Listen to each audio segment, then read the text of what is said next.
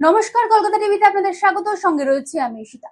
নেপাল চীন সীমান্তে এবার ভয়াবহ হরপাবান। তিব্বতের গিরং এলাকার একটি সিসিটিভি ফুটেজ সমাজ মাধ্যমে ছড়িয়ে পড়েছে ইতিমধ্যেই।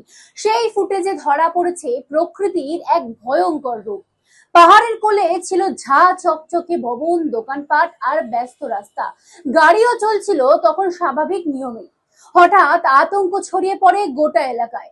ভবন থেকে বেরিয়ে আসতে শুরু করেন মানুষজন। কেউ দৌড়ে পালানোর চেষ্টা করতে থাকেন, কেউ আবার গাড়ি নিয়ে এলাকা ছাড়তে চান। এমনই কিন্তু সেই সিসিটিভি ফুটেজে ধরা পড়েছে। কিন্তু কয়েক সেকেন্ডের মধ্যেই বদলে যায় গোটা দৃশ্যটা। অর্থাৎ যে ভবন ছিল সেই ভবনের পিছনের দিক থেকে প্রবল বেগে ধেয়ে আসে কাদা, জল এবং পাথরের স্রোত। চোখের নিমেষেই সেই যে স্রোত গ্রাস করে নেয় একের পর এক ভবন এবং গোটা এলাকা।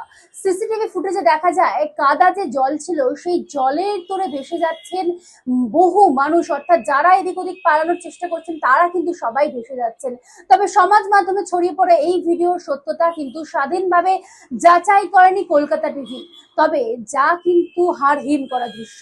বুধবার সকালে নেপালের রাসুয়া জেলায় ভোটেকোশি নদীতে আচমকা হরপাবান আসে। এই বিপর্যয়ে বহু ঘরবাড়ি, রাস্তা এবং সেতু কিন্তু ক্ষতিগ্রস্ত হয়েছে। বহু মানুষের প্রাণ গিয়েছে। পর্যটকদের একটি বড় অংশ কিন্তু এখনো নিখোঁজ বলেই জানা গিয়েছে। তাদের মধ্যে আবার বহু পর্যটক ভারতীয় নাগরিক, যারা কৈলাস মানস সরোবর যাত্রায় গিয়েছিলেন বলেও সূত্র মারফত খবর পাওয়া যাচ্ছে।